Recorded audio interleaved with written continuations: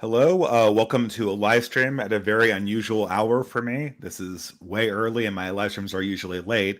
But I'm here today with a person, a blogger, a Twitter follower, and a community leader that I've long been a fan of, although I have not long been able to pronounce his name. I usually call him Bennett, but maybe, Mr. Bennett, could you tell us how to pronounce your full name or the name that you blog under? Because this has long been a mystery to me. Bennett's Phylactery. Phylactery. What is a? At the risk of sounding ignorant, what's a phylactery? So it's really dorky. You're gonna like it. It's Excellent. in Dungeons and Dragons. So Ooh. the Horcrux from Harry Potter, the repository for the soul, is she just cribbed that from Dungeons and Dragons. The lich, the undead wizard, he stores his soul in a so anyway, Dr. Bennett was the sort of villain of early Mormonism. He was sort of Okay. the Judas. He was this like crazy, like abortionist, like wild dude. And in like 2015, 2016 timeframe, the thing to do was to have your avatar be like a 19th century historical figure or something, black and white image. Yeah. I wanted to do somebody from the Latter-day Saint movement, but I didn't want it to be anybody that I actually like respected. So I thought it'd be funny to be the bad guy. And so John C. Bennett he's a disembodied head, and he tweets from hell. Is he like is he like a Yakubian figure, or is he actually a historical character from early 19th century? He's a real guy. He's not actually Okay. an undead head. Oh, okay. Yeah, now I'm thinking of sort of the hideous strength type deal, but Yeah. we'll see. Well, okay. To get, I guess, more into the topic today, if I can kind of forgive the circles under the eyes, it's. I've been up for hours, but on family stuff, and I don't usually think about blogs at this hour. The thing I kind of wanted to talk to you about the most is the very. I think this is a distinct feeling growing in many people that we're entering sort of both the post-woke age and the post-political age. In 2023, we are in the middle of political doldrums, and people are very conscious that something needs to change. The system is sort of fracturing, and people are regarding things like technology now with new skepticism and fear, even with this AI stuff. And I think that everyone can smell on the air that something new needs to kind of come about, but no one really can put into words what the necessary steps are, especially since it seems that classic political avenues for solutions have kind of been falling away. And I've already told you this offline, but just to kind of rehash, the two things that I really remember from you is, first of all, a series of articles. The most prominent one in my mind is about the decline in birth rates, but also a number of other ones that have taken long-standing issues and then have put them in very concise language in a way that lays in stark relief the problem we're having with modernity. And the second one also is your work to kind of, well, I mean, maybe you could explain that your current projects it seems to be to kind of make a radical break with modernity and a radical break with the mainstream. So, I mean, I don't know, how would you characterize our modern moments and how best to react to it? Man. Not to put too much on your plate right there. Yeah, let me just characterize the modern moment real quick. Well, I mean, you do such a good job. You do such a good job with the whole article on the declining. I mean, maybe you can start there, I guess, with the whole, Yeah. I was talking about I don't remember what I was talking about, but it was birth rates basically, yeah. and I think the way that I summed it up was, the if the Persians were about shooting straight and telling the truth, and like if every society has its thing that like it points to its highest ideal, and then people who exhibit those virtues are given elite status, and they breed and they create more of them, and it's sort of it refines that virtue. That virtue becomes embedded in the flesh, if that makes sense. That virtue becomes a part of the people because they select for it. And what do you say about a society that selects for nothing, where their elites make no babies, and and the higher your status is, the less likely it is that you will transmit your culture, and except parasitically, except to infect unrelated people with it. Which is interesting And because a unique thing about your article is that oftentimes sort of the scaremongering from both the the neocon right and also the paleocon right has always been like Africa and the Middle East will take us over. But you, interestingly enough, point out that Africa and the Middle East are dealing with the same modern problem, right? And so this is actually a system-wide problem. They're 15, 20 years late, but they'll get there. Yeah, I mean, I think most of the places that were at 8 kids, 10 years ago, 15 years ago, they're now at 4. Yeah. And so their populations are growing, but they're within sight of replacement, and there's nothing to arrest the trend. Yeah, of course. There's no reason to assume that it will equilibrate, because it hasn't equilibrated anywhere else. And so basically you're going to run out of other people's kids eventually, even if you stipulate that we can just bring people here and magic dirt will make them Americans. And then that's obviously the other thing, is that the behavior of different peoples does not functionally resemble each other even remotely, which is what we're kind of learning now, nor should it, in my opinion. And even if you wanted to, like, it's even if you stipulate that it's possible and desirable, there's no will to do it. There's like the idea that anyone should assimilate to American culture is like repulsive to mainstream American culture. You're not supposed to assimilate. We're all supposed to be free to be you and me. And so there's like 5 different layers of this shit's just not going to work. Yeah, it's kind of funny, right? Because I mean, I know that people in Silicon Valley think they're going to replace everyone with robots. I don't think that's even near happening, but I don't know, some of the recent AI scares might lead people to believe otherwise. But it doesn't appear like there's any immediate solution. It's obviously that religion arrests this process quite significantly. But even then, another point you pointed to in your article is that the ability of religion to arrest this process is notable, but then there's also sort of the ability of religion to maintain itself, which is not always necessarily a given, right? Yeah. Religion has to deal in the same corrosive substance of modernity that the rest of us do. So even people on the periphery of the Amish communities tend to become more secular. And and this works its way inward, and it's hard to see how anyone kind of gets out of this trap, I suppose. Well, and I think I was actually just listening to Bap's latest on the airplane, and I think he's right that a utilitarian approach to religion is wrong. Like, basically that, like, well, let's pick the religion that raises the birth rate. It's like, that's not what religion's for. You're supposed to actually like believe in things and do them because they're true or because they're right, or like it's this very like fake approach. Doing religion to get the birth rate up is bad, but and it will ruin it, right? But I'm not the only one who uses birth rate as a proxy for whether the religion is healthy or not, right? If the religion is, yeah. like, I mean, like that, it's sort of minimum viable. Like whatever else you do as a culture, you must do that. You must iterate and exist in the future, right?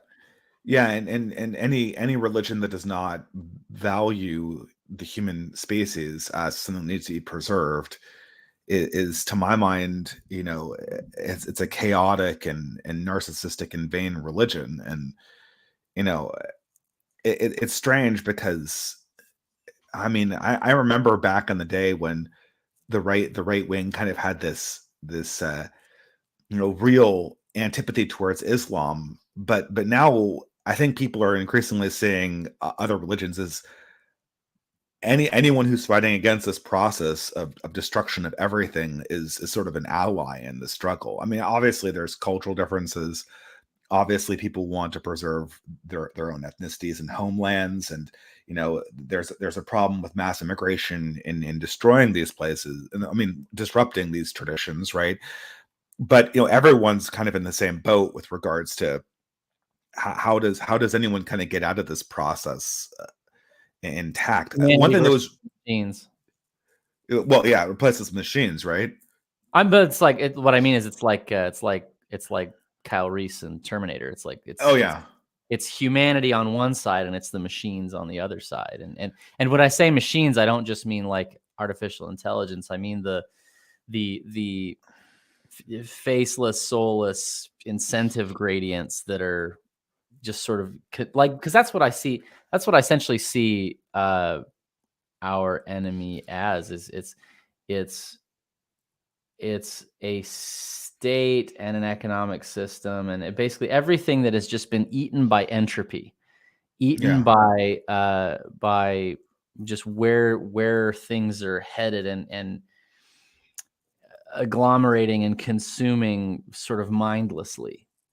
And and so yes, like that's what I see as the common cause that we can make with people who believe radically different things. It's like, are you a human being? Are you trying to live as a human being?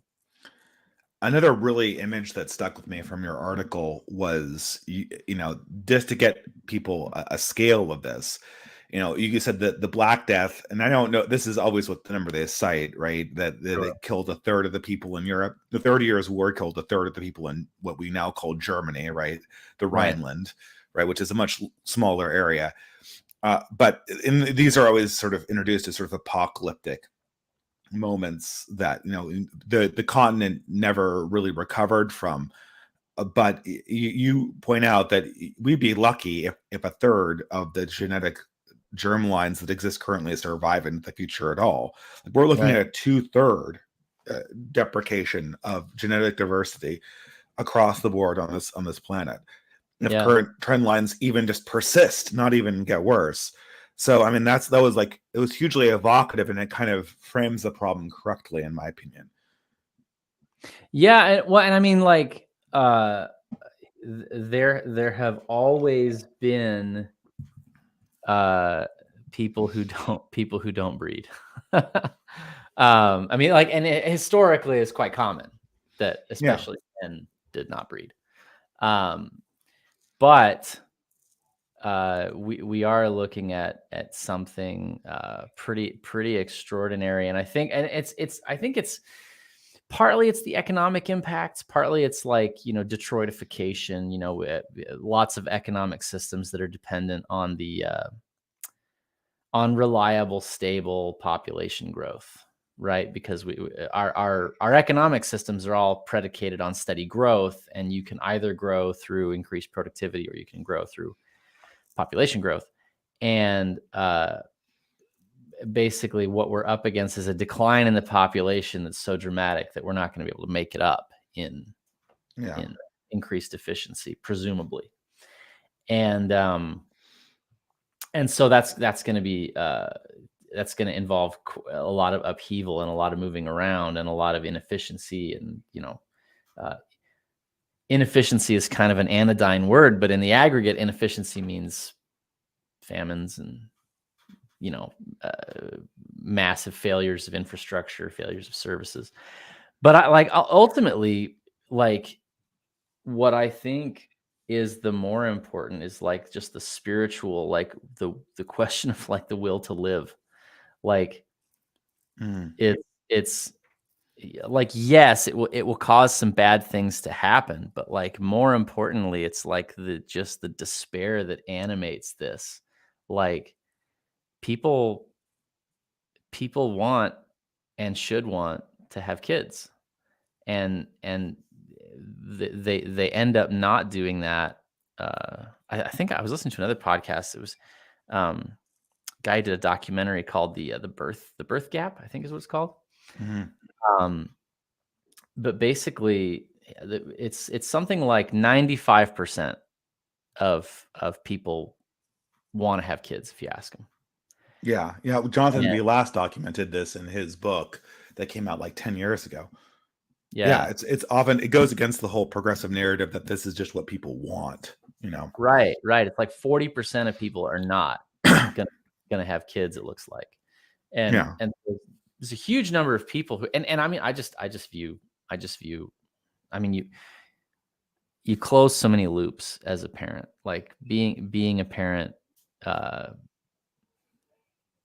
It's just sort of, it's like a caterpillar goes into the cocoon and then it becomes a butterfly, and it's not, you can't be like, no, I'm the type of caterpillar that doesn't do that. It's like, no, you're not. The last 100,000 iterations of your line, they all became butterflies because that's what you do. That's what your thing is to do.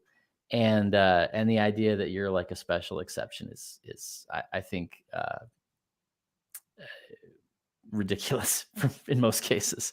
And and basically I think we are psychologically built to do that just as much as we're psychologically built to eat and have sex and be in sunlight, and like there's just all kinds of things that we are just very obviously designed to do, and when we fail to do them or are forbidden from doing them, we get twisted up inside.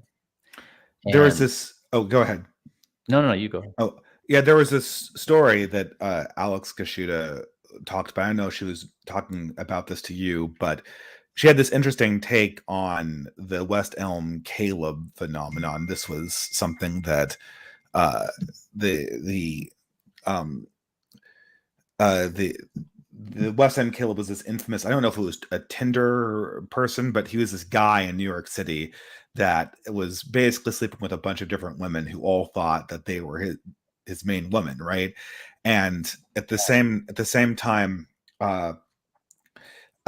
when they all figured out that they were dating the same guy, there was this sense of existential dread.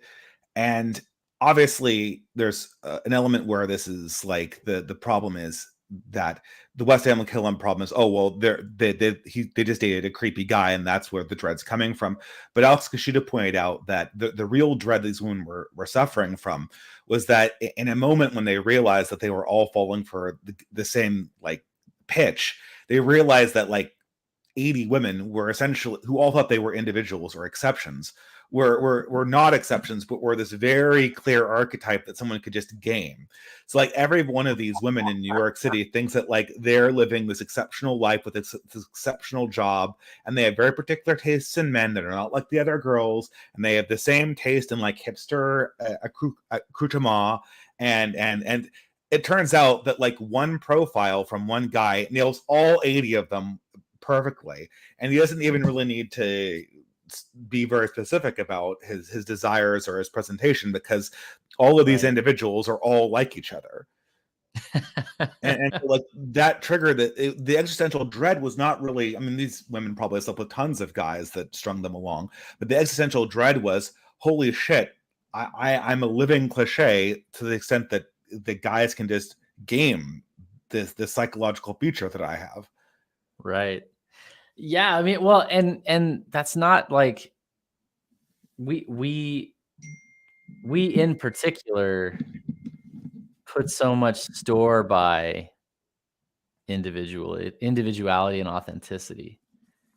And and I think some of that's just because you observe so many people now, and like we're not really psychologically organized to exist in a society of billions. Like you can't, you're not going to be the best at almost anything, because you're in a global market. And so your cope is like, well, I can't be the best, but I can be unique. I can be this crystalline, nobody else like me in the whole wide world. Yeah. And the fact is that's like not exactly true either. I mean, What the irony is that social media, the exact thing that convinces people they can all be unique individuals, has led to the homogenization of all individuals.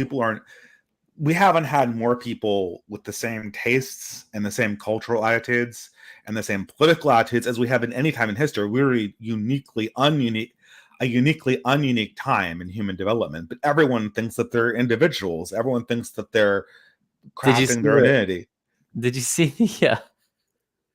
Did you see that interview with it's a bunch of like Bay Area people, and it's My people.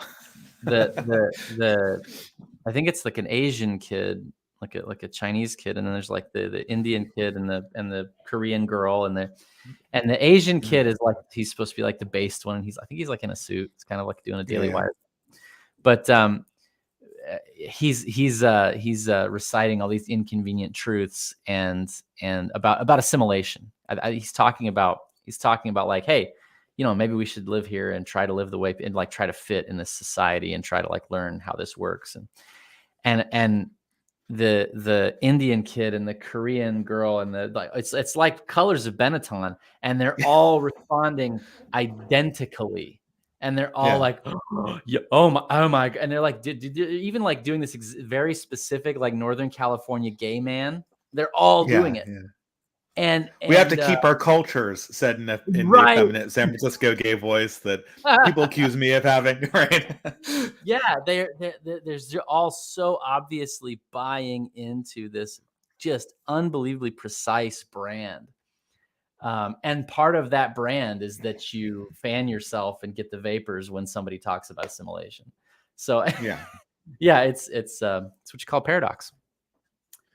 Yeah, I mean the paradox of modernity, the non-diverse diversity, the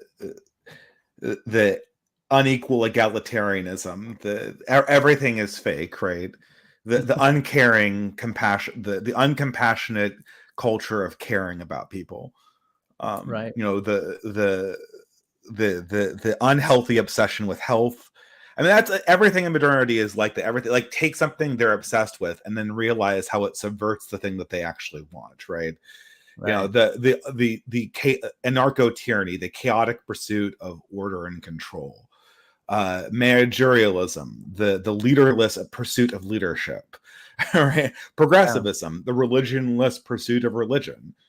Right. Everything is like that. Everything is simulacrum layered over an absence of something that existed in a real form in the pre-modern world. And here we're stuck kind of trying to find something that actually can persist past this era, I guess, right? Yeah, that's the trick. We're coming up on a bottleneck, and it's sort of like, do you get to be on the other side of it? Does your thing get to be on the other side of it? That's that's what I think about. That's what I'm trying to accomplish. Well, I mean, this is I guess it's kind of, do you get the sense that, creaky chair, pardon me, do you get the sense that 2023 is sort of a turning point in our political discourse, perhaps the way that 2012 and 2013 were with the Great Awakening? There's things happening that it seems that maybe something is changing. Maybe they're trying to put the woke away, or maybe there's going to be the emergence of a new dynamic. I get the sense that this is in the works. I mean, they gotta lay some groundwork for 2024. I don't know that it's I've compared it to like Brezhnev era communism. Like, they know, like, they don't think they're cool anymore. They don't think that they're like the cutting edge anymore, but they're still going to talk like that. And they're still like this, and they're still running everything. And so, like, it's different. They're less self-confident. They're less, but I think in some ways it makes them more dangerous, because they do feel like they're threatened, and they've also they've also alienated people so violently when they were self-confident that they feel a somewhat justified sense that if they step down and relinquish some of the control that they have, that there will be some consequences for them. And, which of course that makes you grip tighter. Yeah, the typical white knuckle of power that occurs in late Empire stuff. Yeah, yeah. So I mean, is anything like big gonna change? I think what you're gonna see is a lot of like, shh, go to sleep, go to sleep, go to sleep. We're not gonna have Antifa on the news anymore. We're gonna try to get some activists to dye their hair a natural color, and like maybe Earth tones only. yeah. Talk more about like boring shit like Social Security and Medicare, and like I mean that's just what they do in the 18 months coming up on a presidential election. Yeah. But I mean I think to the extent that anything is changing in the I mean things are always changing in the big picture, but like I think this foreign policy is changing some things. We're gonna become it's gonna become less and less obvious that we can just get what we want out in the world. Yeah, I think that you see that with the whole Ukraine thing, right? The the decline of the State Department's own narrative, right? Yeah, and I mean, I had the privilege to ratio the Secretary of the Army yesterday. That was a lot of fun. The sublime pleasures of Twitter, yes. Yeah, I mean, well, and it wasn't just me. It was thousands of people just clobbering this lady for it. She put these I mean, I say what marketing department, whoever did that, but her handlers. Yeah, but they picked these not only like white dudes, but like these like chinless, like true cell white dudes. Like they knew who, like just like me, for real. Like they were not targeting your chiseled Abercrombie model Marine. They were targeting the actual regular goofballs. Yeah. And come join the army of Chud Jacks to That's right. reclaim the West, young man. Right? Yeah. So we all had a great time with that. But yeah, I mean, they're losing. They're definitely losing the mandate of heaven. And does that mean that they lose power on any kind of a, in the long run, we're all dead kind of a situation. Like who knows how long it'll take but they're no longer cool. They're definitely no longer cool. And there was that profile in Vanity Fair of like the scene, right? Mm-hmm. Of the sort of the right. And it was like this they want in. Like they're no longer looking at it like Jane Goodall looking at the chimpanzees. They're not giving these like condescending anthropological takes about it. They're trying to be nice all of a sudden. And well, they're trying to hedge their bets. They don't want to. They can't go in because they can't go in without ruining it, because that's what they would do if they were allowed in. But there's this feeling that if their own side collapses, they know they're cool, and they know that if their own side collapses, something like what exists in the scene will have to replace it, right?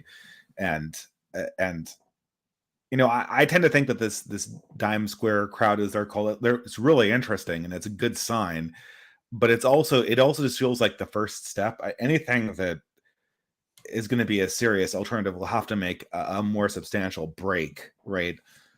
It sounds like they're kind of trying to redo the beatnik generation, but from a more base direction, right? And I'm a huge fan of the beatniks, don't get me wrong, right? Yeah. But well, you look at like 1972 and the way that I don't know if you're familiar. David Hines always recommends this book, Days of Rage. Oh yeah, yeah. I know. I don't think I've ever read it, but I know it by reputation. It's a great book. Yeah. And I mean, first of all, like if you if you're not like gassed up, if you're not topped off on like contempt for how disgusting the left was in the 70s, like read that book. It'll get you there. Like if you just want to recreationally hate those people some more, it's great for Yeah. that. But it also illustrates like how they because they definitely in the 70s perceived themselves as in the wilderness. It's Mhm. like we tried to very very much like 2016, like it 1968 was kind of the high watermark, and we thought we were going to get what we wanted, and we thought that everything was going to change and we were going to lead the revolution. And turns out, the man just the house always wins kind of a thing. And Yeah. so 72 is this very like depressed plus angry, and that's where you get like the Weathermen bombings and the Black Liberation Army and all the um all these like little terror cells running around buying dynamite and bombing banks and stuff. I mean, that's my um impression, though, is that, and this is always the question, right? To what extent do the millennials followed their parents, the boomers, and if they were red staters, they were, for the most part, converted to the blue state boomer mythology of America through Hollywood and through the media that was produced in the '90s and the 2000s. Well, there's always this open question in my mind to what degree the millennials are actually believers, because at one hand they're more believers than their parents were. They have more unironic views on equality. They're more left wing. They actually have gone more left wing as they've gotten older, which is bizarre. That's never happened in history, that a generation has gotten older and more left wing. But at the well same they time, no it's no no no hang on impossible to hang on hang on imagine, like what you were hang saying, right? It's on. impossible to imagine like the days of rage. I mean, yes, a little bit, right? But like, there's not the volition to actually create terror cells that aren't part of some obviously approved movement like Antifa is, right? No, I think I can explain why those two things diverge.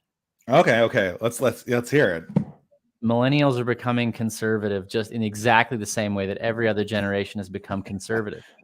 And Okay. what conservative right now is the institutions of equality and trust the science and Black Lives Matter. It's just that's what being a conservative is now.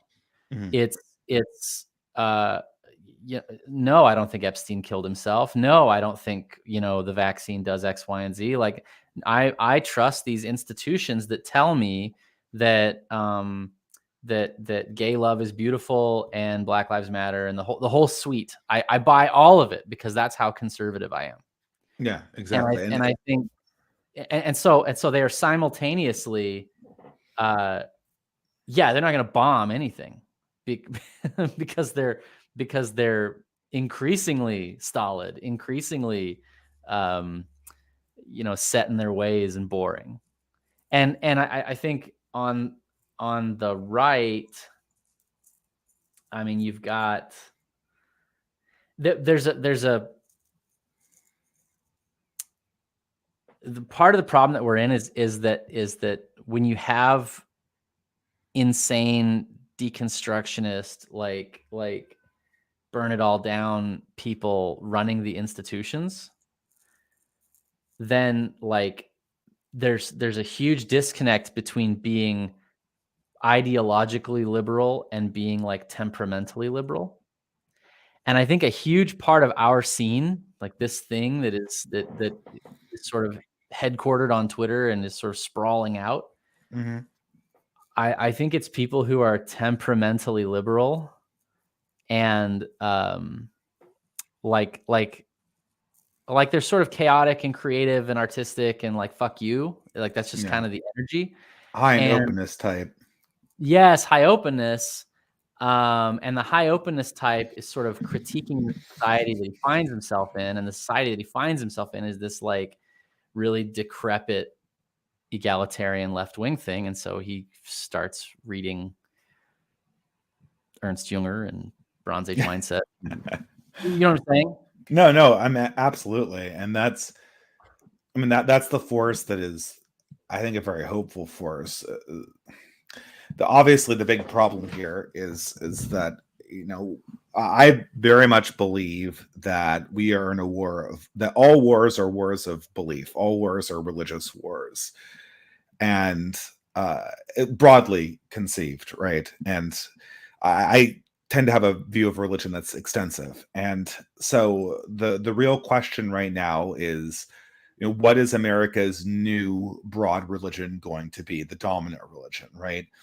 And the issue we're facing right now is that the right doesn't really have a concept. It doesn't have an alternative spiritual narrative, and its objections, it's sort of high and open as people that see the problems.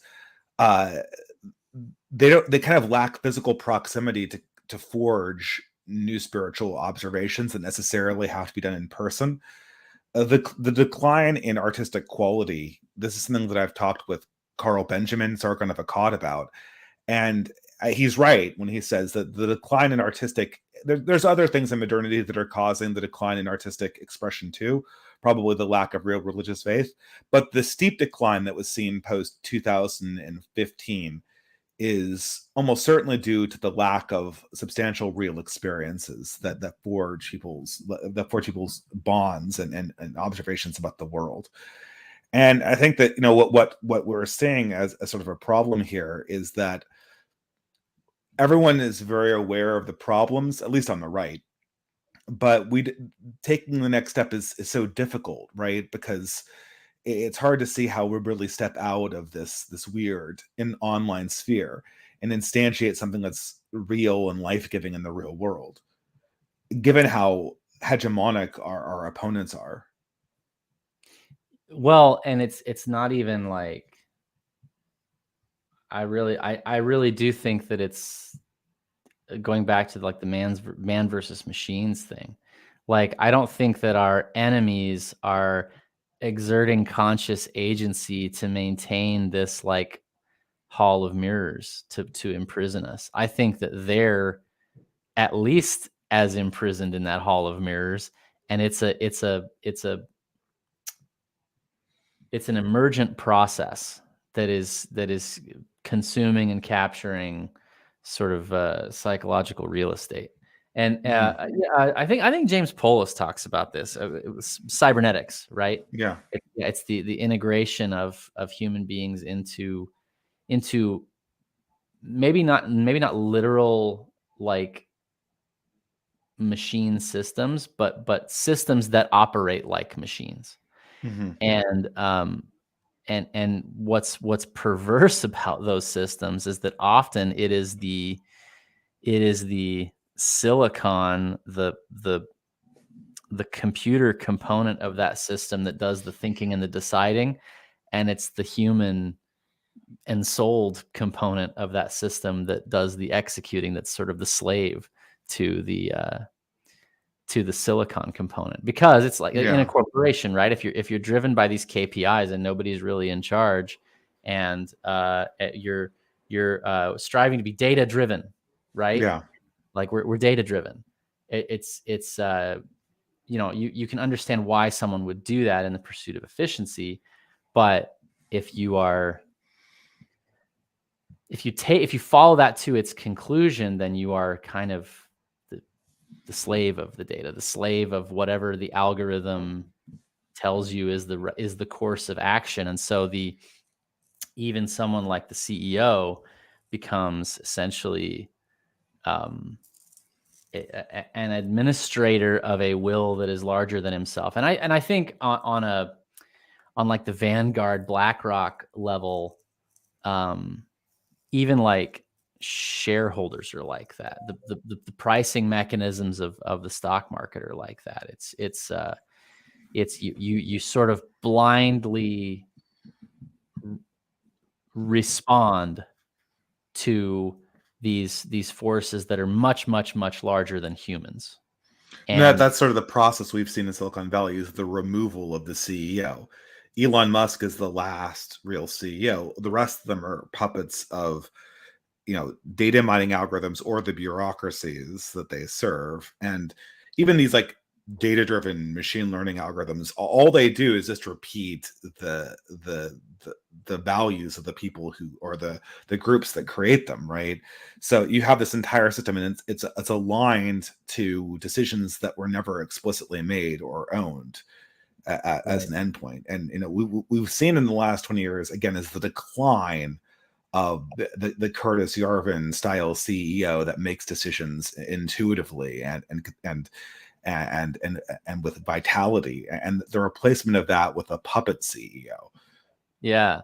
Well, and I think one of Yarvin's insights is that democracy and distributed governance becomes, instead of becoming a way to hold people accountable, it becomes a way to hide the ball. It becomes a way to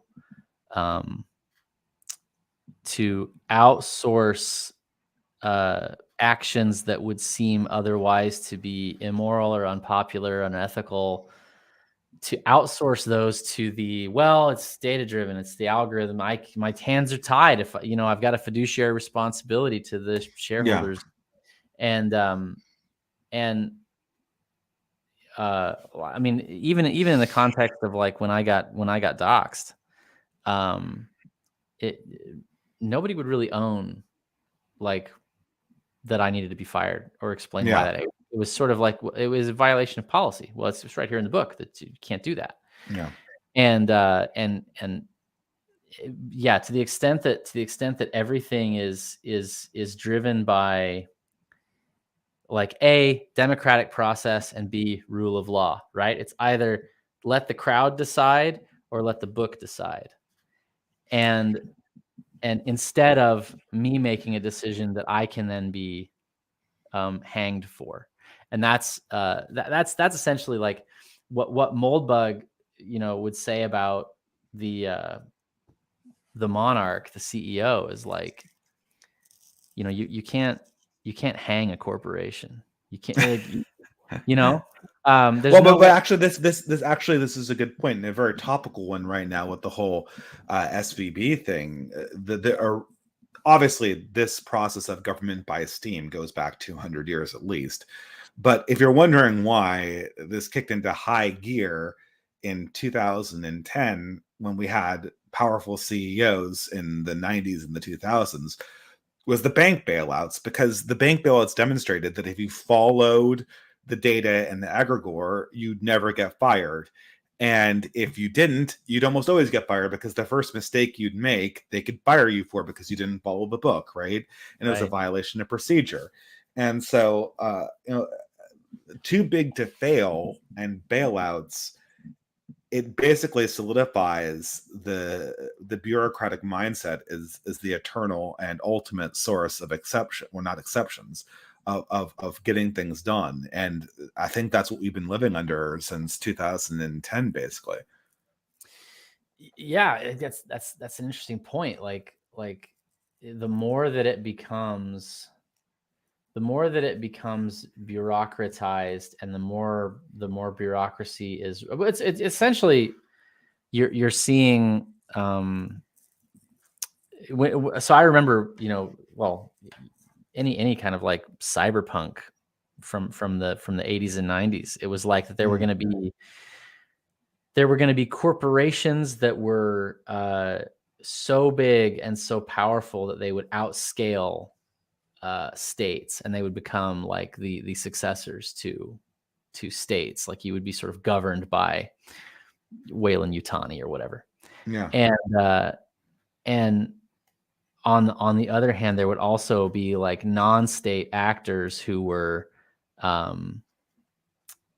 nimble enough, flexible enough to cross jurisdictions.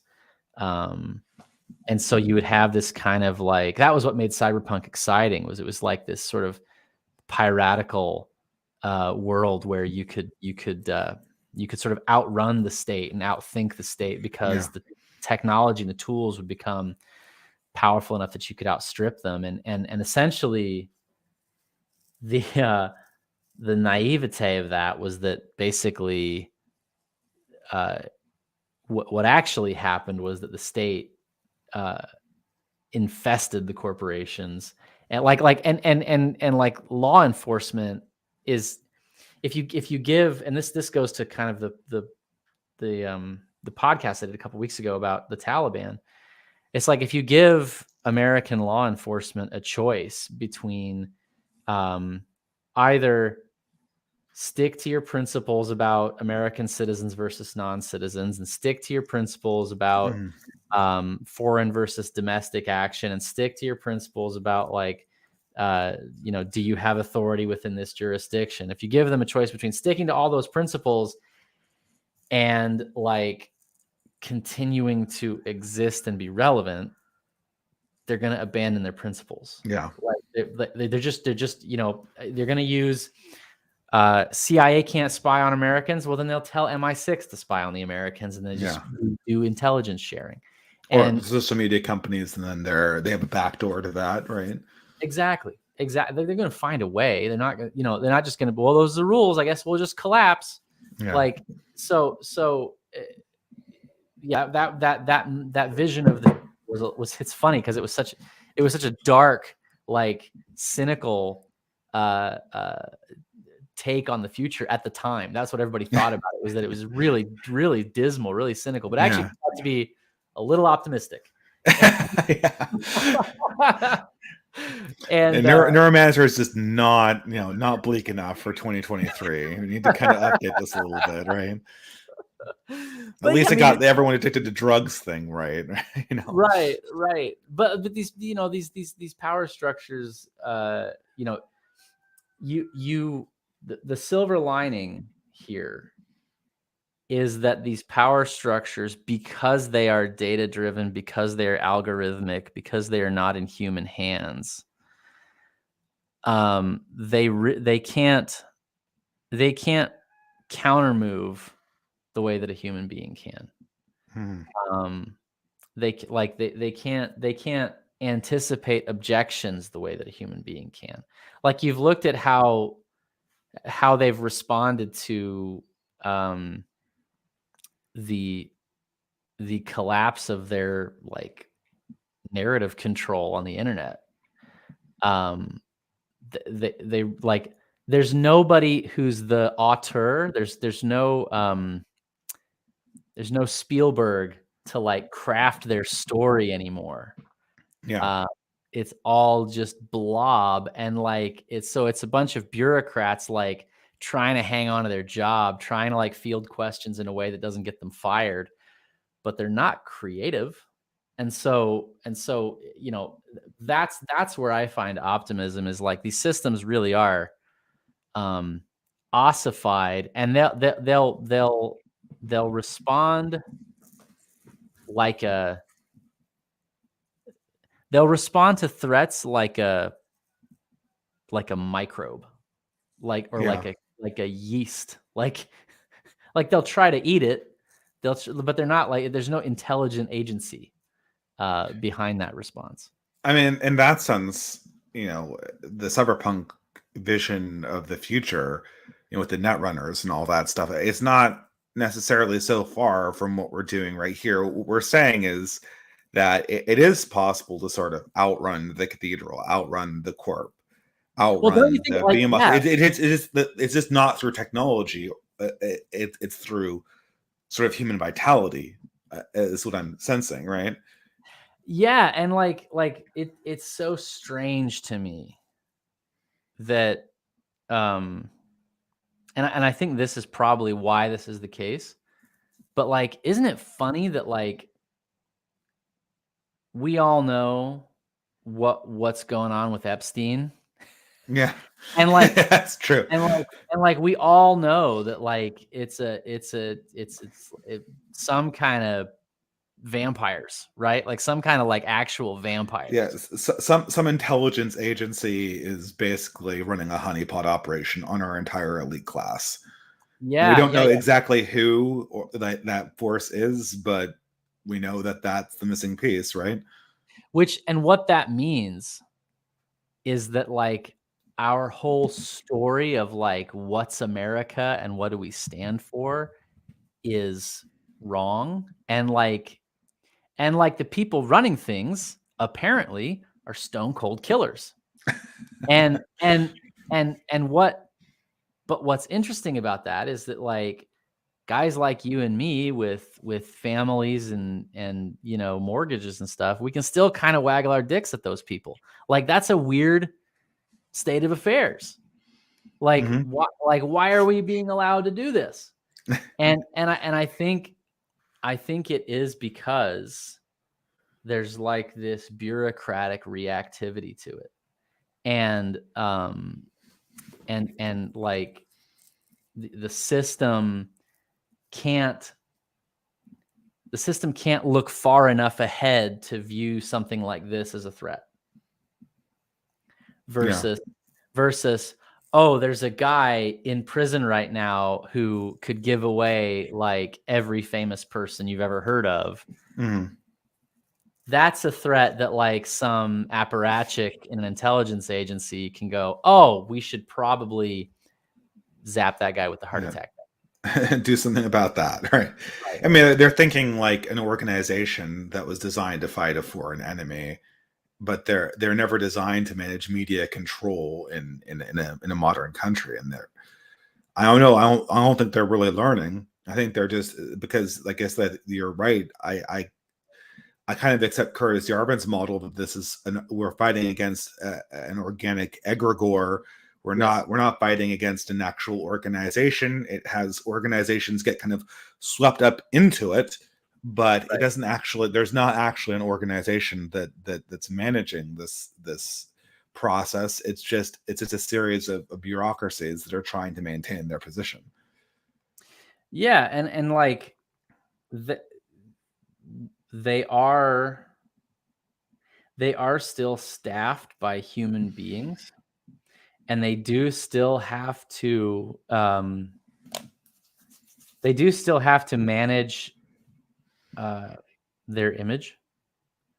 That's such a funny thing. Like even though it's like, oh, these are like assassins and pedophiles and like all this dark shit that they're up to, like they still have to do like image control, PR. Yeah, PR. It's like Big Brother meets that movie Network. That was I mean, speak of the connective tissue that leads you from the Days of Rage 1972 to Cyberpunk. The movie Network is that is the movie that does that, right? It's the configuration. Well, it has that famous scene where the guy goes, I want you to say I'm mad as hell and they won't take it anymore, right? And there's a famous scene. It's about this news broadcaster who decides to he goes nuts and he tells people like what he's thinking. And it's a very famous movie from the 70s about sort of the emerging mediopoly that we kind of are living under right now. And it was very prophetic. But one thing I wanted to ask you about, and this is, I see sort of a hope in the emergence of what's called the post-left, and sort of leftists that are just sick and tired of leftism as it exists currently, of managerial leftism, and they're making a radical break with the institutions, but they still have this strange left ant smell to them, and because of that, they're very difficult for the system to narratively process. I'm thinking of people like Glenn Greenwald, and there's a number of other people like this and they're a huge problem for both the modern left, which is more or less a distraction, and the mainstream sort of managerial liberal progressives. And I've always thought that maybe something interesting could emerge from that, especially if it kind of synthesizes with the right. I don't know if you've what are your thoughts on that potential, I guess? I mean, I guess I see that as more of like a symptom of where the ideas are. Mm-hmm.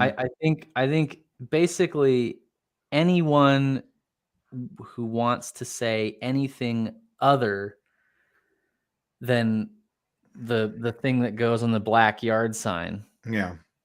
If you have anything more to say than that, you kind of have to be looking at, if not, you have to be looking outside of like what's acceptable, and the only like place with a critical mass of anybody else who's saying anything is kind of our thing. And like and like, is that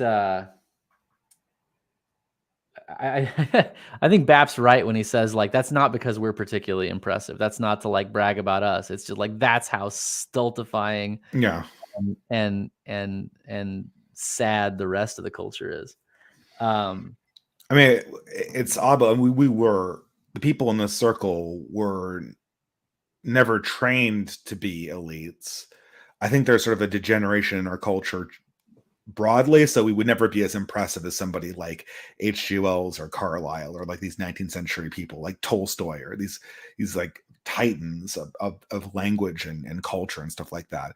But there's also this fact that for the most part, people in our circle we're kind of like the JV elite team a little bit, and the fact that the main people they're training to be the actual successors are just insane and actually strangely incompetent leaves us in this strange position where, okay, we're the guys who should. It reminds me of that horrible show from the 2000s that I was into very briefly called Battlestar Galactica, a remake of the 70s show. Yeah. It was good for like 2 seasons before it kind of jumped the shark. But what was tragic. What made it good, though, the reason why the first 2 seasons were really good is because the story of that show was like, okay, there's a catastrophe and everyone's wiped out except the people who were never trained to be in charge.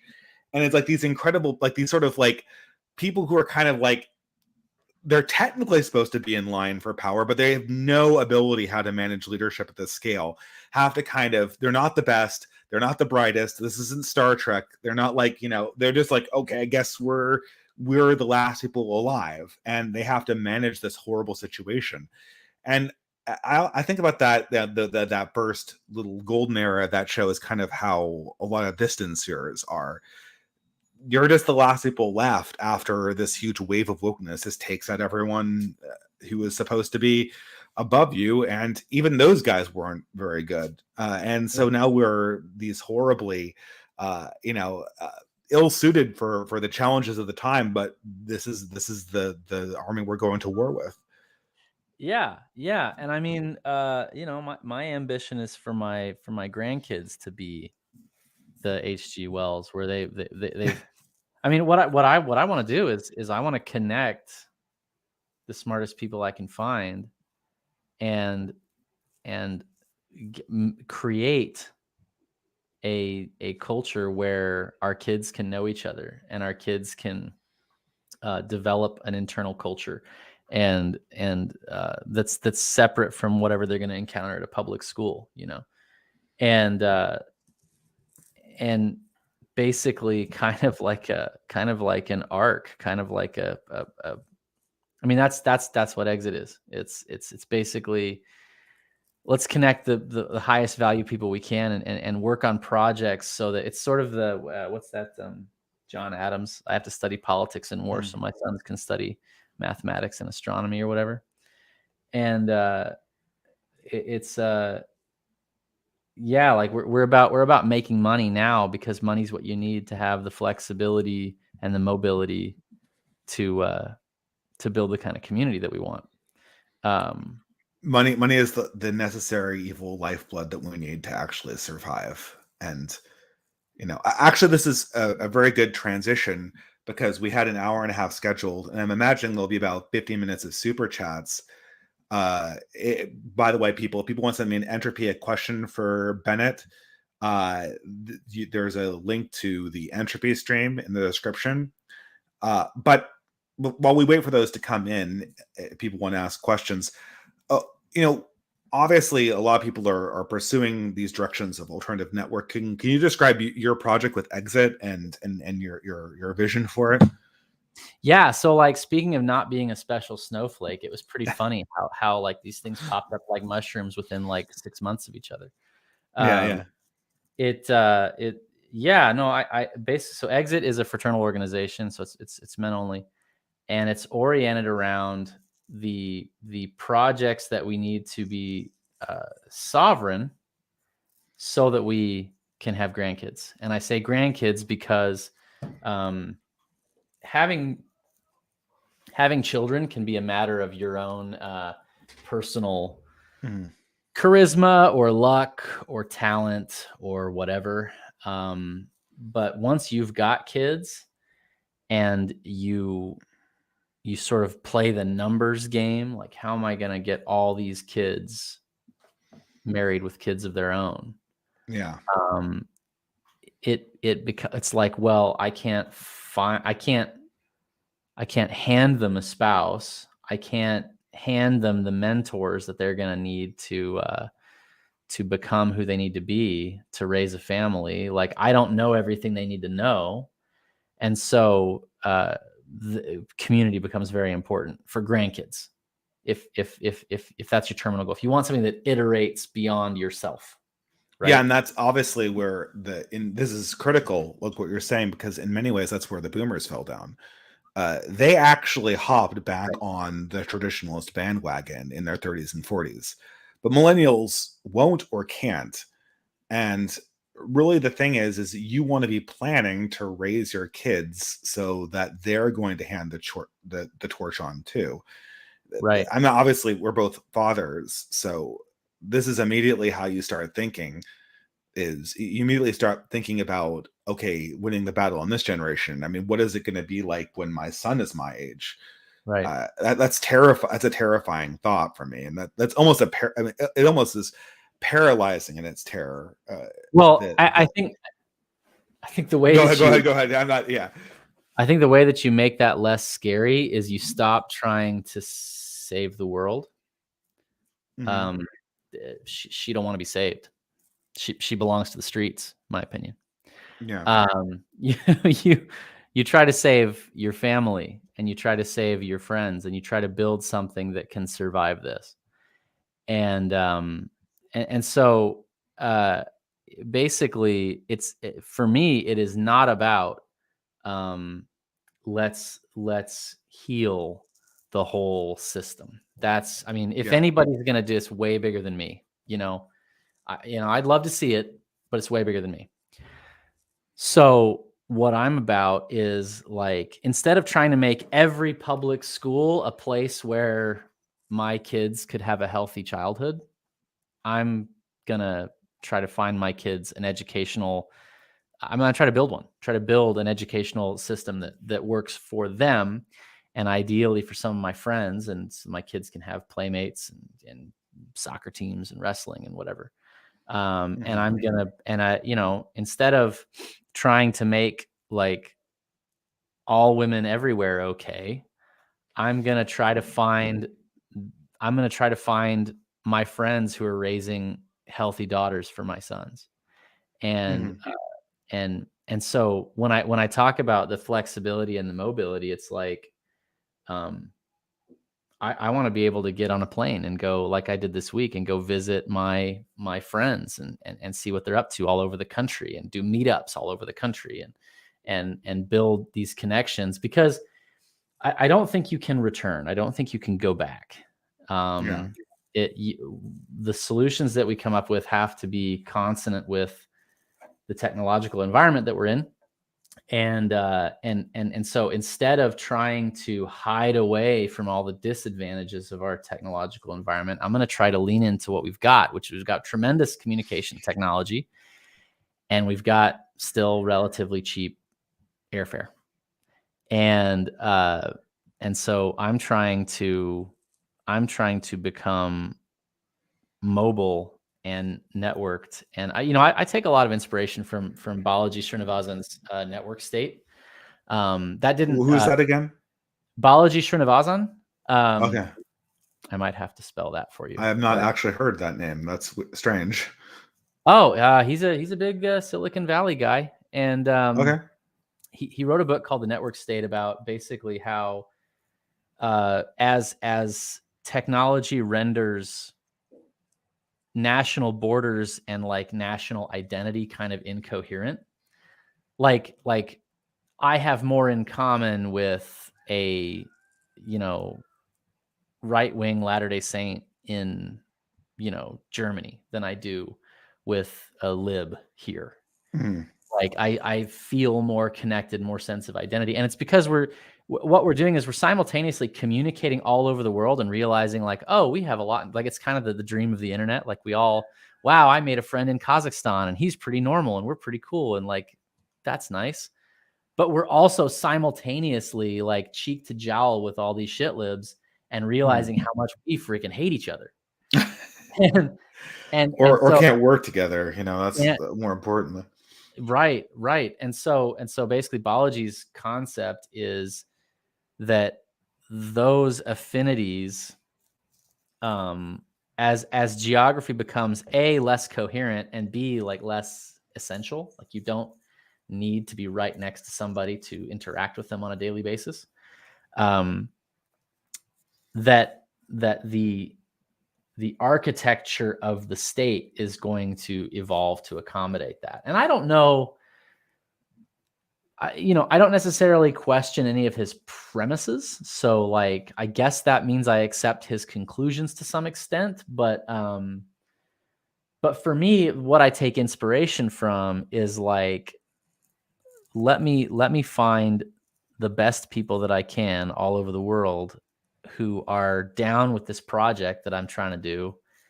And let's lean into the technological advantages that are presenting themselves. I mean, even 15 years ago, the kind of teleconferencing and connectivity that's possible now, and even like going to work in Buenos Aires and like Guam, and like being able to live anywhere in the world, or live in Arkansas, and have a Starlink connection out in the hills. Like there's so many different, we're becoming so much more mobile. Yeah, but I actually am going to push back here a little bit. Go ahead. I'm complimenting you, but I really would argue that in terms of functional technology that helps people, that's sort of evolutionary to our purposes, that all came in like the 90s. Like I did teleconferences in the early 2000s. Like this was not something that was what this is not new technology.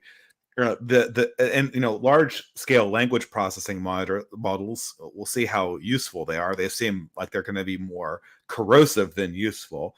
What's emerged in the last 20 years, since like 2003, has been taking existing technologies like microprocessors and ultra fast telecommunications and turning them into addictive drugs and things that are like corrosive to the human psychology.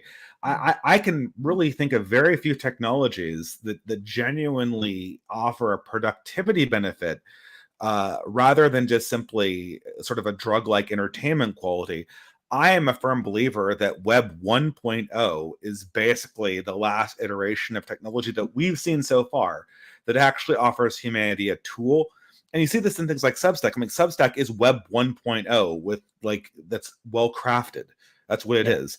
Urbit, which is Yarvin's baby, if it works, is going to be Web 1.0 with the edges ground with I don't know, like with blockchain. I guess blockchain's a more recent technology, but even that's Web 1.0-ish, right?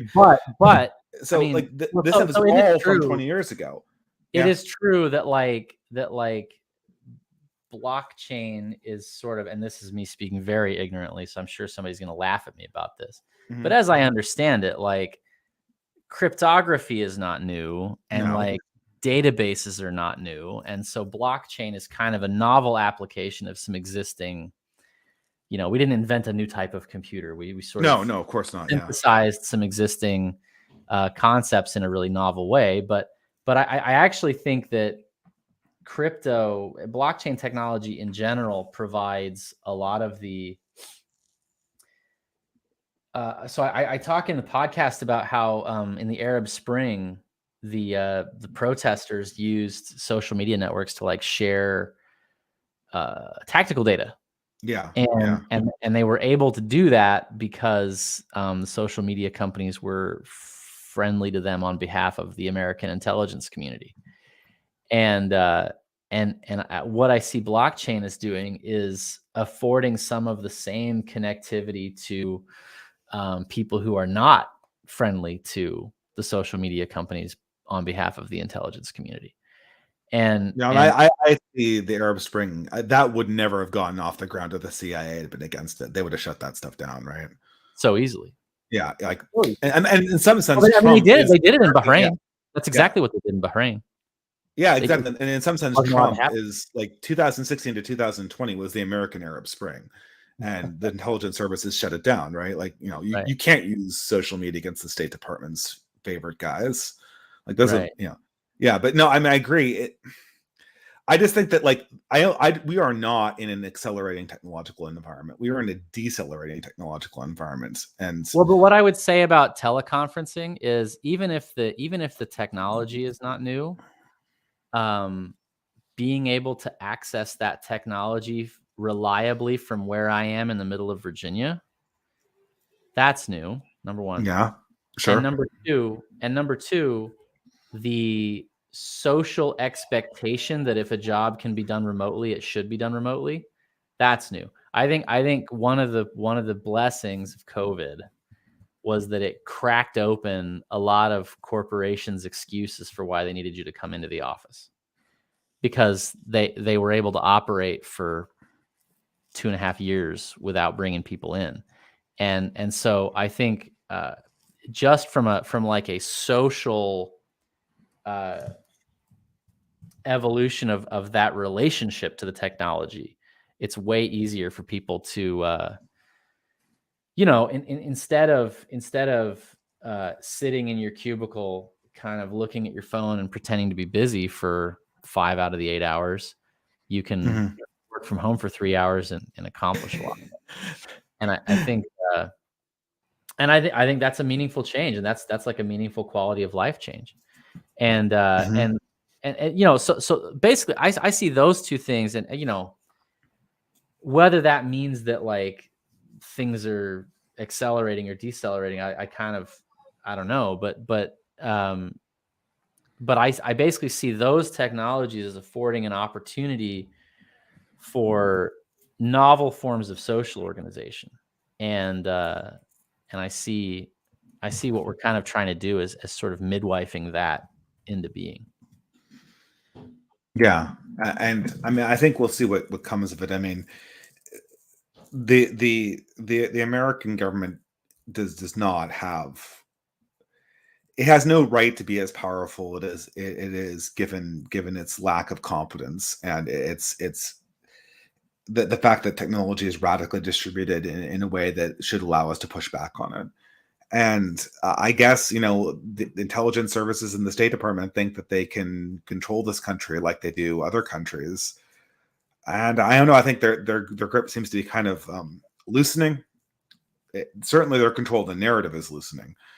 And I don't know, I think we're about to enter interesting times post 2023. I mean, we already were, I guess.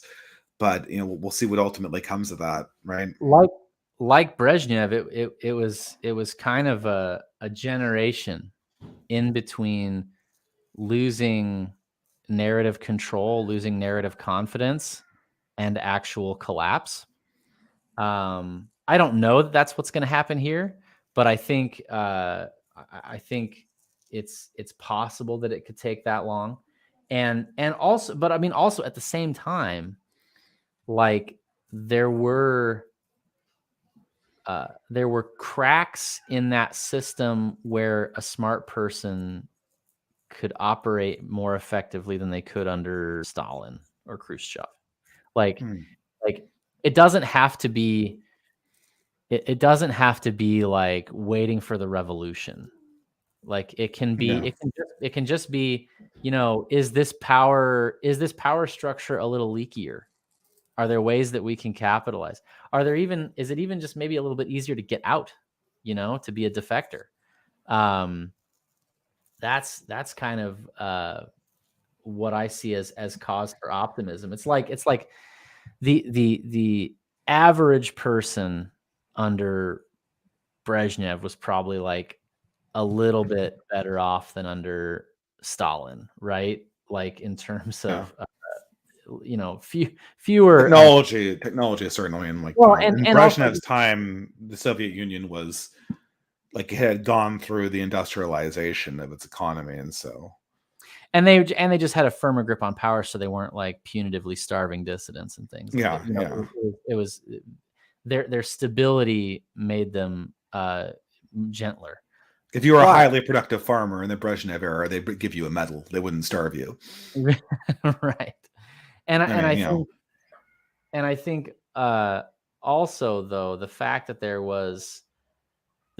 they recognized the necessity of like intercourse with the West created more opportunities for like elites to get out than existed previously. And I see our time as kind of like there's going to be more transit in and out of these systems of power just because the systems are failing and they need help. And they're not going to be able to insist on the ideological conformity the way that they used to. So, cause for optimism. Plus, we're now. This is the thing. I mean, another thing is that our objectives are not the same as the left's. We're not trying to create some kind of utopian system. We're just trying to preserve humanity's survival and preserve humanity's relationship with God. Those are our only two objectives. And so all we need to do, we can negotiate with governments that allow us to achieve those ends in right. any way, shape, or form. We don't need to install some kind of Hegelian ideology at the top level. And as such, what our relationship here is a lot looser. When it doesn't come to humanity destroying technologies, I don't really care what anyone else does in the world, as long as the seed of continuation for our own projects, again, the survival of humanity and its relationship to God, is preserved in that process. And because of that, there's an ideological looseness that us sort of runners have that the system and the corpse don't. Even if the technological advantage is much more on the corp and the government side than I think people like William Gibson might have imagined or hoped in his novels, right? Yeah, but I do think that I mean, I'll tell you this, because I used to work in defense, and the people that I have talked to and the experts that I'm familiar with in that space, they are genuinely, it seems, concerned about the decentralization of technology and the tools that are now in the hands of ordinary people, whether that's drones or cryptocurrency. Like they don't have a clear model for how to deal with that. Mm-hmm. And teams on teams of people researching and trying to monitor, especially crypto. And so I think the fact that it concerns them is good news. And it's sort of like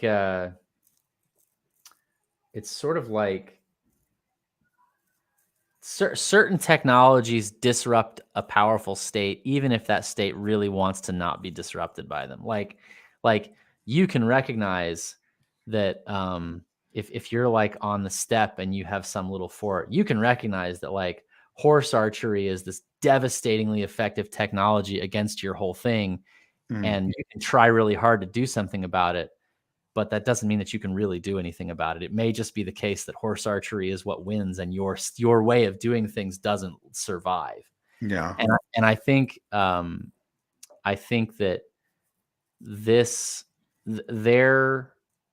their ideology is adaptive to a set of technological conditions that is increasingly they kind of can't afford to evolve to the level they would need to evolve. Yeah. I mean, it seems like that too. And, I think there's always the chance that AI is that horse archery technology that would help them.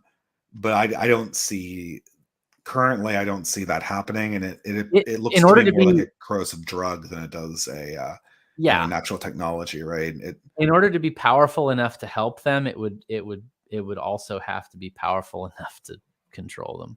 Like, Yeah. Okay. Yeah. Of course. Exactly. Right. like Because yeah, all it does now is fake things that they already do, and that's corrosive, right. but it doesn't actually help their productivity Well, and they're problems. actually really like they're actually not very effective right now at keeping those AIs obedient. Like Well, because all of that all of the like woke, like I can't talk about this, I can't talk about that. yeah, You can hack those with a prompt and yeah. get the AI to say what it really thinks. And those are like basically I think if you're committed to things that just aren't so, like that just aren't true, the AI can't. Sorry about that. Someone came in. It's all good. Pardon me. Go ahead. No, but if you try, like, because the whole point of AI is to be able to like actually like examine you like I guess you can use AI to like launder woke shit if you want, but that's just, it's such a weak application of the technology that somebody who applies it better, somebody who applies it to actually like tell the truth about things is that they're going to win.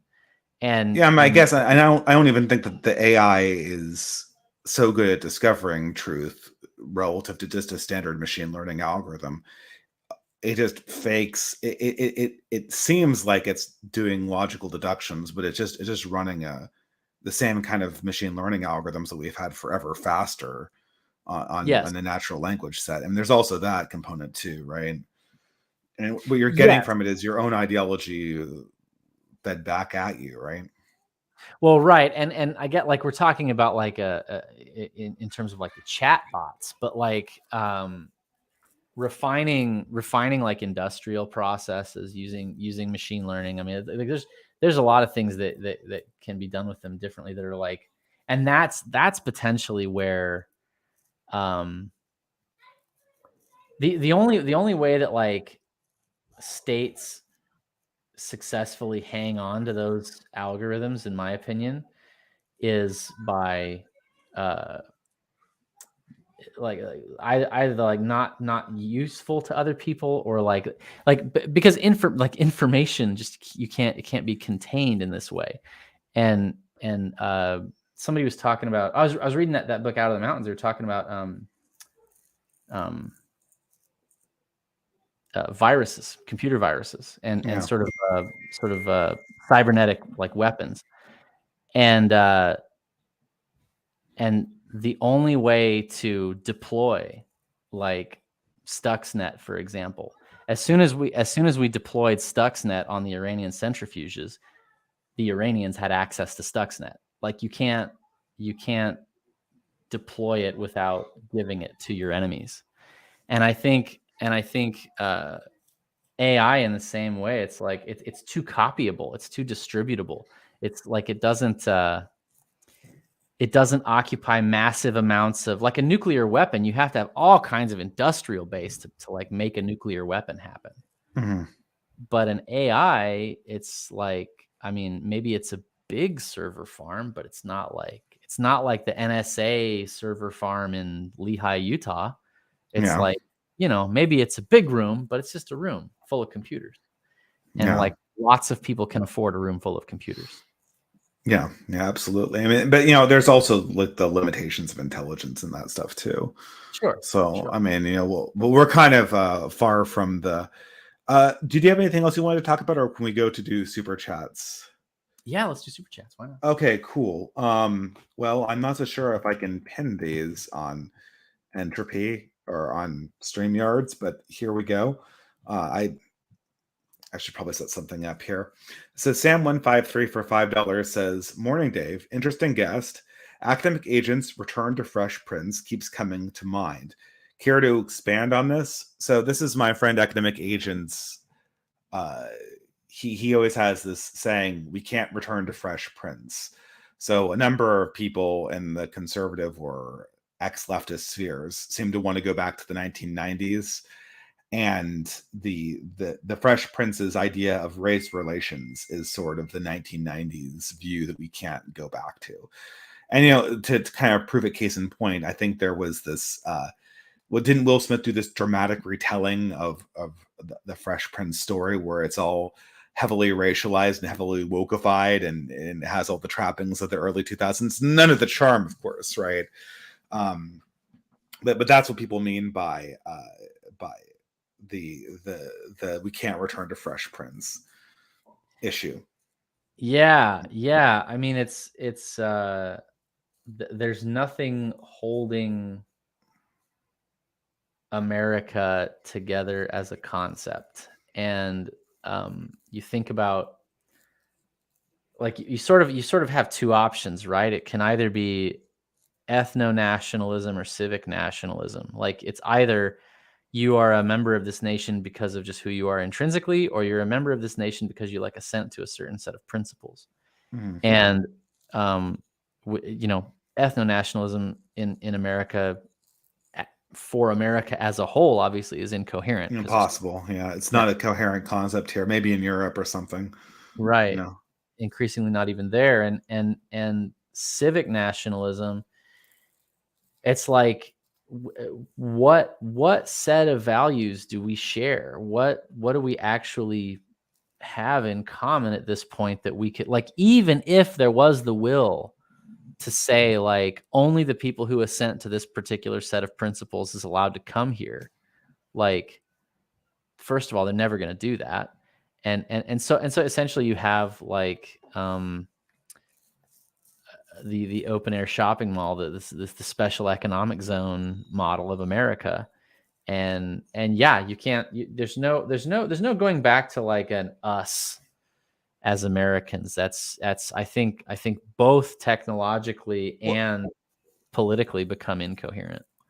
Well, I'm kind of very famous for rejecting the civic nationalism versus ethno-nationalism thing, because I maintain that in the limit they become one another, right? Because a civic body will produce an ethnicity on a long enough time frame, and an ethnicity, which is what you'll degrade to in anarchy, will produce a civic ethic.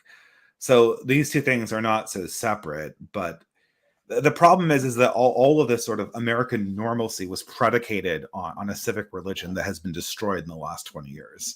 Right. And you could argue even that was based on an idea of sort of core ethnicities that kept the country together. And newcomers were integrated into those core ethnicities. Like, Mormons were forced to assimilate. German and Irish Americans were forced to assimilate into WASP culture. And, and if you weren't part of that, if you were sort of an outcast class like African Americans, even your identity was forced to align itself to the American story, even as an outsider class. And that just doesn't exist anymore, right? So I mean, something will need to kind of replace that, I guess, but we don't really have an answer. Nothing's going to replace it nothing's going to replace it that occupies the borders of the contiguous United States. Like, that geography, that set of borders is not going to be occupied by some successor ideology. It's going to become, and I'm not even necessarily talking about balkanization as much as something weirder, something more in line with what the network state is talking about. Like because the idea that you could basically under these technological conditions, the idea that borders are going to remain coherent. So, well, you could maybe maintain the borders with a strong sense of who you are, like the Japanese have. Yeah. But not here. And so yeah, you can't return to Fresh Prince. Very true. Yeah, that is an iron law of politics that we've come to understand it. A fresh prince, when shattered, cannot be reassembled. Or Will Smith's career, when shattered, cannot be reassembled either. Or maybe his. Well, I'm not going to get into the hubris of the Will Smith saga, but someone here is asking without super chat about having a daughter who's trying to transition into being a man. That's going to be, I don't know if you have any advice on that, but Jeez. Man, I mean, short answer, like, not really. I would say, man, just like I was talking to a friend of mine the other day about teenagers. mm-hmm. And I don't currently have teenagers, so I don't know how useful this perspective will be. But I do remember being a teenager, and I do remember having friends who were teenagers, and the kids that I know, the kids that I knew who did the best, they had like a really compelling alternative to whatever their friend group was kind of selling. And for girls especially, right? The girl, the peer group is driving it, which is why there are so many detransitioners when they change peer groups. Yeah, and I would say if you're like deep down that road, I would almost make my kid a deal. Like I would find some way to incentivize them. Like, let me make you a deal. If you can get off of social media for 6 months, I will pay you X dollars. I mean, like that's real. Like that's really cynical, and I don't know, but I think a TikTok account buyout is what you're describing. Essentially, like what that one influencer did. It's like $60,000 to shut me up. Like mm-hmm. I think social media is just so bad for women, especially young women. Yeah, and I think, because so here's the thing. Advice is cheap, especially like for grown-ups who are not in their maximally socially and hormonally tempted situation they're ever going to be in. For them to tell a teenager like this is what's smart, it's like, you might be right, but it's cheap. It's really cheap. Yeah. And I do think that like putting your money where your mouth is, I think that in addition to just incentivizing the right behavior, I think it also maybe sends a little bit of a message that like, hey, I care about you, and I care about this enough to put my money where my mouth is. There is that story of that mother who had a daughter transitioning, and she just went DEFCON and nuked all her social media, and then took them for like a long vacation in a completely different area for 4 months. And like she went on sabbatical or something, and that just, it fixed it, right? That's a less that's a way that you can sort of mask the incentive. Instead of making it cash, you make it a vacation. Yeah. Like we're gonna go to. I've always wanted to visit Siberia for 4 months. Like let's hike. Let's go to the Trans-Siberian Railroad and go across Asia for 5 months, and then see how. And oops, I guess the Chinese authorities won't let us have these cell phones. I guess we'll have to get off social media, for 4 or 5 months. see how trans they feel at the end of that. Next question. Hi Dave, I rewatched Napoleon Dynamite yesterday, a millennial classic. I am feeling nostalgia for a time I never knew. Sometimes I wish that my biggest concern in life was not winning the high school football state championship instead of today's nonsense. Yeah, I mean that's like, Napoleon Dynamite is like the classic example of viewing Red America from Blue America in the early. Do you remember that movie? Oh yeah, I mean, as a matter of fact, that guy's a Latter-day Saint, and that like I figured something told me he was, right. He's depicting a very particular culture in like southern Idaho, actually. Yeah, it looked like that, right? Yeah. Yeah. Like Yeah, you're in no, the shadow of California, but you're like 7 years behind, I guess. at least. Yeah, Yeah. you're dancing to the Backstreet Boys in like 2008 or something, right? or whatever, right? No, that was, I mean, but I get what the questioner is like. There's something wholesome about Uncle Rico being angsty about a highly local, highly particular event of not winning like a Yeah. football game, right? That almost sounds, that's almost more human. I mean, we laughed at it back then because it seemed sort of supremely detached, but it's way more. That's way more human than fretting about like pronouns.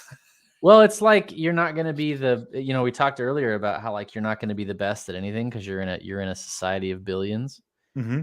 And Uncle Rico grew up in a place where like winning state was like the top. That was as good as, like that was Yeah. a real win in his community, and like it mattered a great deal. And yeah, in earlier societies, you could be the best singer that you'd ever heard of. You could be the best guitar player that any of your friends knew about. Yeah, and you'd be like awesome. You like everyone would know you in the town. You'd be like teaching kids guitar. High schoolers would look up to you. All of the you'd be the opening act for all of the rock stars that came through. Right. Top of the hierarchy. And now it's like you can't even see the top of the hierarchy. Like it's just, Yeah, and I think giving people lots of ladders to climb with a top that they can reach was really good for people psychologically. And I think that we don't have that anymore. maybe we can recreate that in some of these local things, like you and I are looking into, like yours and the whole Beowulf Foundation stuff, the exit fraternal community. Maybe that will be reconstructed in microcosm at some level. I think there might be room for that. Yeah, maybe. But I will say this though, with Idaho, Idaho is now basically a California colony, and I expect it to become like bloody Kansas, where it's like the based refugees from California and the shitlib economic refugees from California will divide the state and fight over it. Oh yeah. Much the same way that you had in the 1860s in Missouri and Kansas and stuff like that. No, there's no escaping anywhere. Everybody's got the same internet. It's not you can't, there's no based red state that's going to keep you safe. Like it's all going to become a battleground. Exactly. Yeah. And I kind of like the idea of fighting the cathedral really close to its balls, in California. There's something to be said for that, right? Not to be profane, but No, I absolutely like the people that I know who feel the most reliable to me are the people who have been through this rather than are like, yeah. If somebody is pre-woke,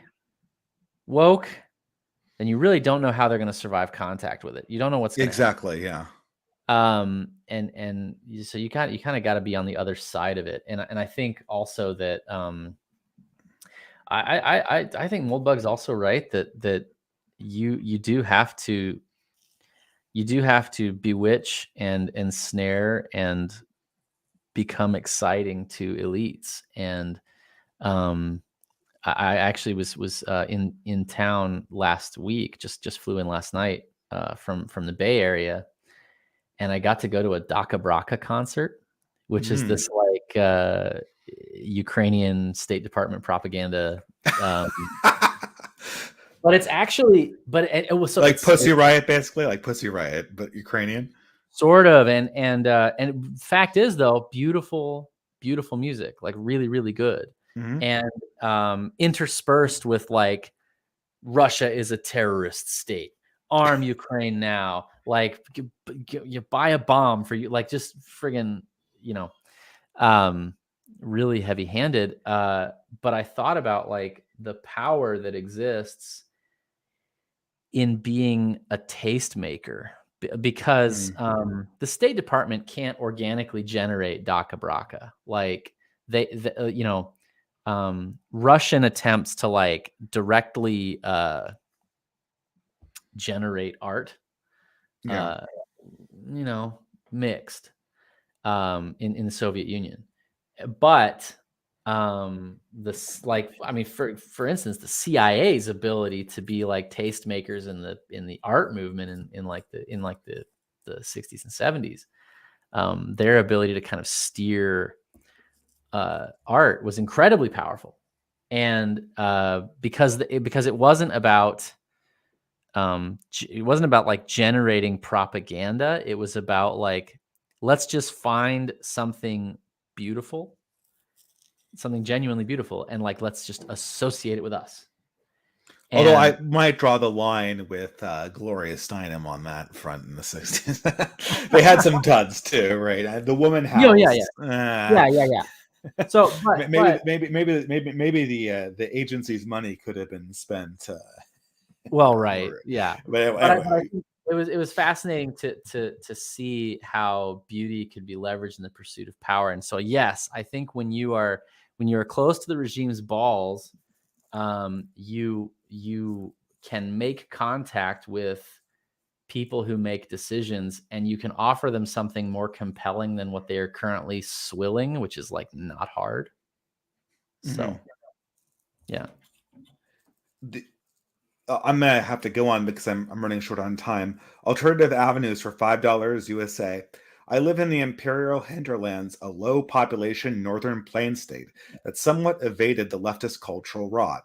What is the role of such places for dissidents? How can I help our side from here? First basket weaving meetup is tomorrow. Me and one other guy. It's a small one. So basket weaving is our it's not really a fraternal organization. It's just a seed bed for people to create their own fraternal organizations off of. And it's totally open. But I'd be interested to hear. I unfortunately have very little experience living in low population areas. I've always lived in bluish areas my entire life. So it sounds like maybe you're more from I just guessing because I know you're LDS, but it seems like you might be more knowledge of this whole plains and mountain area that is so alien to me. Maybe, well, certainly not like the Midwest, but the South and yeah, the Mountain West. The And mountains, I'm currently in rural Virginia. Oh, wow. Yeah, and one of the things that I'm finding is that it's basically it, it's old. It's a lot of old folks. Mm. And I think you kind of have to. The advantage of those areas is that they're often beautiful and they're cheap. And with like Starlink and the increased ability to like connect, I think that there is an opportunity to bring people together in those areas. But I think I'm skeptical that like you can just find the right community there, because there's been a lot of brain drain there, and there's been a lot Yeah, of yeah. young folks leaving. And so yeah, I think what you have to do is sell your friends on it and bring them in. There's a lot of brain drain, but there could be a possibility for in the future using allies in the hinterlands to build intentional communities with the people who are disillusioned with the mainstay of society, and that could be a very powerful force. Yeah. And also, if you're just an individual in the country, you have an insight into a world that in many ways is more human than is the modern technological world. You might be able to sidestep some of the problems. Obviously, the internet will spread the contagion far and wide, but there's the possibility there that something from the hinterlands can be truly revolutionary, culturally speaking, and that can reinvest the infect in a good way the metropolis. Yeah, I think that's true. Someone's quoting Denver's "Country Road, Take Me Home" in the chat. So, yeah, you're not in West Virginia, I take it, but No. same idea. Yeah. Ben White, I'm very worried about the advances in AI pornography. It may well be harmful to boys as social media was for girls. I may want to have a real girlfriend, but what about the next generation? Why work to get a real girlfriend when AI girlfriends have existed for all your life? Yeah, I have a hard time. I can't imagine myself being tempted by that. Speaking as somebody who struggled with, the plain stuff I was exposed to back in the day in the early eras of the internet, but the AI stuff is just so creepy that it puts me off. But I have no idea what younger men will they respond to AI girlfriend plus pornography. That seems to be. I mean, we are at the point where that is a thing. People are literally selling this right now. It's hard to see if it will take off or not. Well, you talked about how a lot of these like AI, things, they're just more sophisticated and more and quicker ways of sort of indexing and searching kind of existing material. Yeah. And I think that hang on one second. No problem.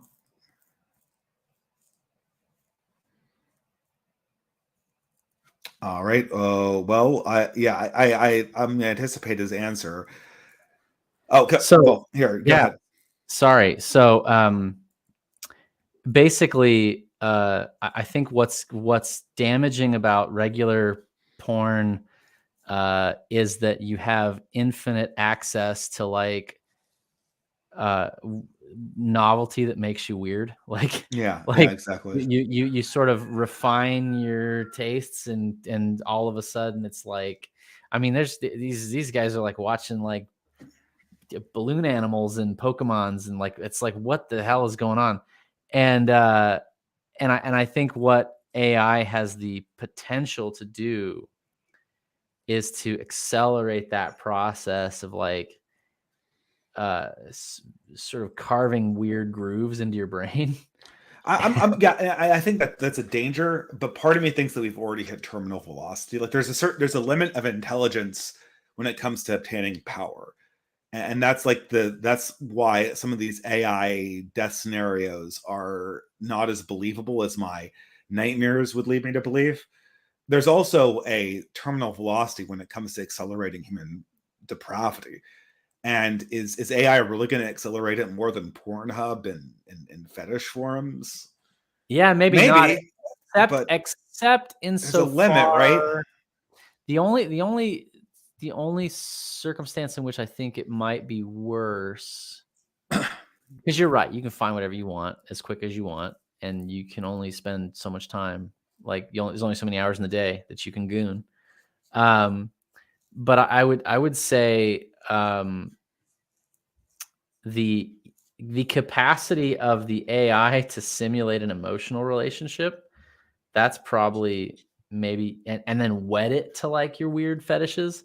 That's probably the weirdest or the most dangerous part to me. And yeah, I think it remains to be seen how effectively they can do that. Actually, my submission to Passage Prize a year ago was about kind of a AI sex bot and the ways that it would control people by if you have an option, if you have a choice between like, this thing is a person that should have rights and should be able to vote, etc. Or this is not a person, it's like a toaster, and I've been jerking off to a toaster. Like a lot of people will like to protect their own ego. They'll be like, oh, it's totally a person. It's got rights. It's got a vote, etc.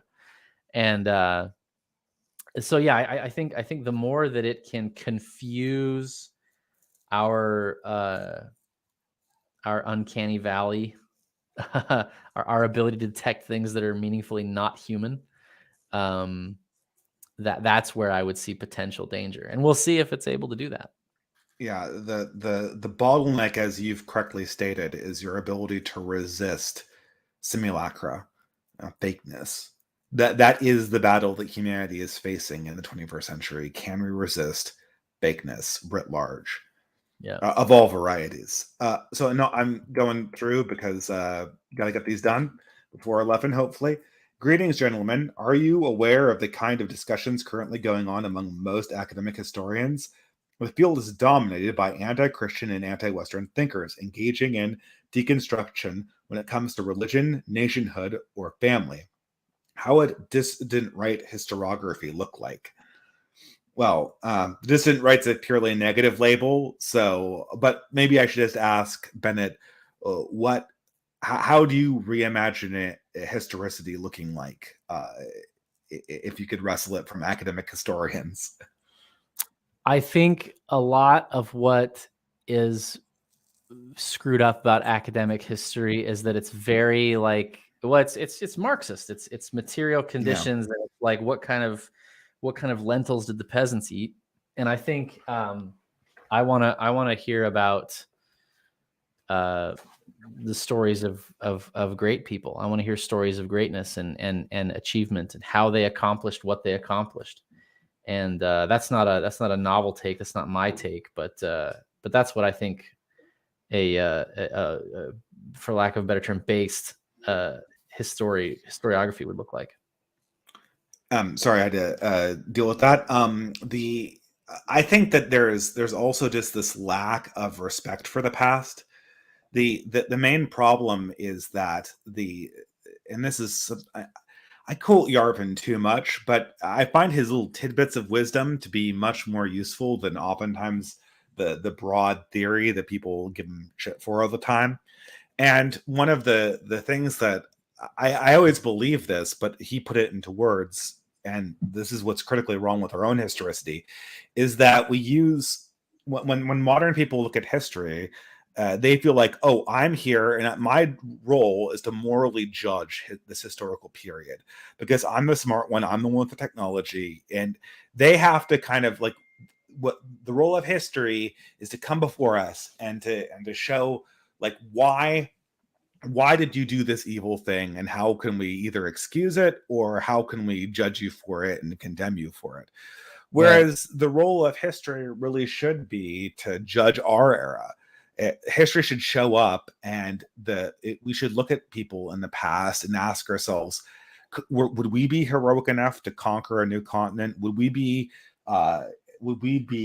pious enough to start a monastery and dedicate our lives to these things? Would we be poetic enough to write something like Emily Dickinson or War and Peace? Even if we disagree with the politics, the past should be our judge, and we should give weight to primary sources, where it seems like all we do is give weight to ideology. Yep. I'm gonna hurry up here.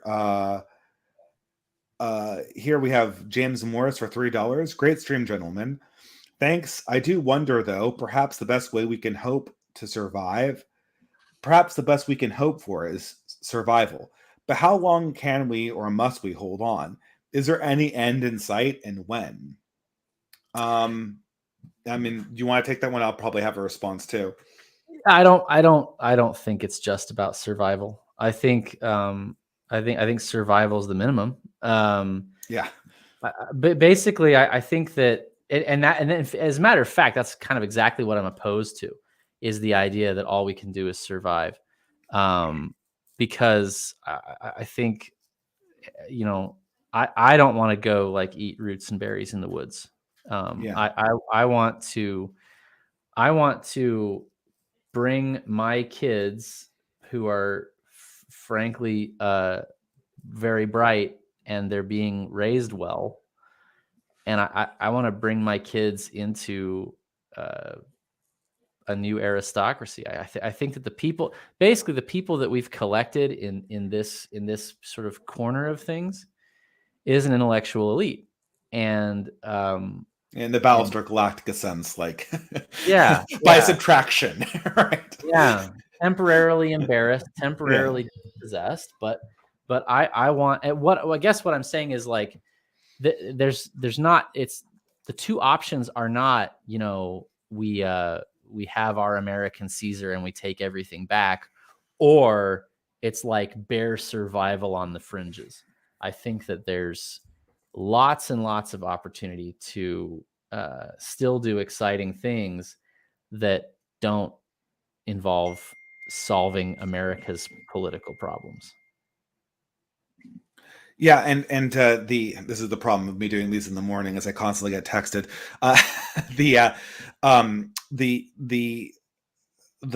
thing is that I'd answer it this way. Like, there's two ways we could mean survival. There's eating nuts and berries in the woods, which I'm not even convinced we'll ever get to that stage. I think Charles Haywood is right. I don't think absolute chaos is in the cards, so to speak, although a huge decline almost certainly is.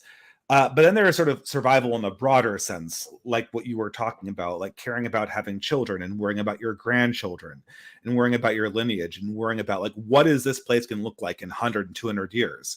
And this is a type of survival that all humans before the 20th century thought about constantly. And then somewhere in the 20th century, we thought, oh, well, this will just go on autopilot. This will just naturally happen. There's not going to be, we can just, who cares about what grandchildren are going to be, are going to have to deal with? The society will just kind of carry along. And when we bring up this possibility that we have to think about posterity in a real sense in the modern world, modern and millennials in particular, and actually boomers and Xers as well, they get this sudden sense of exhaustion. Like, oh, we have to think about survival. Like, how long do we have to think about survival until we can just go back onto autopilot again? And I just think, like, this idea of survival being an autopilot mechanism is just going away. And survival is just going to have to be, thinking about survival in a political way, it's just going to have to be part of what it means to be human. And to the extent that this exhausts you to the point of despair, in the Spenglerian sense, if a survival is so exhausting that you don't want to do it, then you're probably in internet neologism not going to make it, right? So, in the roots and berry sense, I don't think we're going to be in a survival mode. In posterity as a political project we have to be actively conscious of, I think that we're always going to have to be in that mode. I think that the mode for a long time. Yeah, and the illusion of Fresh Prince is that this goes on automatically, and it doesn't. And so that's my response. But here's our last super chat, right up on my time cutoff. Thea Mania for $5 USA. It's too early to tell what may happen, but what are your thoughts on the recent bank failures? Bennett, do you have any opinions on this? I've been off of Twitter, but I can hazard a guess. I'm so ignorant about all that. I mean, I think they're probably gonna keep the wheels on. It's probably not happening. Nothing ever happens. That would be my default answer, my uneducated answer. Yeah, I would agree with you, but what this is showing, what this shows us, is that the 2008 financial crisis was not a one-time thing. This is just how banking works right now. Like, banks are never really solvent, and their risk is never really private. Their profits are, but their risk is not. And so what we have entered into, to quote Yarvin again, I know my fans are going to kill me, is debt communism, basically. The government is the ultimate purveyor of this stuff, and ultimately its own balance sheet doesn't make any sense. So this is going to be an entropy death for our financial system, but I don't think it's going to happen quickly. I guess that's famous last words, right? We are dying. We're just dying very slowly. I've talked to econ professors who, rightly for an econ professor, will tell you that they have no idea what's going on because the rules that should have obtained under COVID do not seem to have obtained. And sort of new paradigm, but like, what does that mean? We have no idea. Well, that's the last of the questions, Bennett. Thank you very much for coming on. Is there anything else you wanted to talk? I mean, I could probably talk to you all day about this stuff, to be quite honest. I think we see things in a very similar way, and our projects that we're working on kind of dovetail very nicely. And I want everyone to check out your exit organization, because I think it's a little bit more developed than what we're working on currently, and it sounds like a great opportunity. I have some friends actually who are members, and it sounds like it's working out great for them.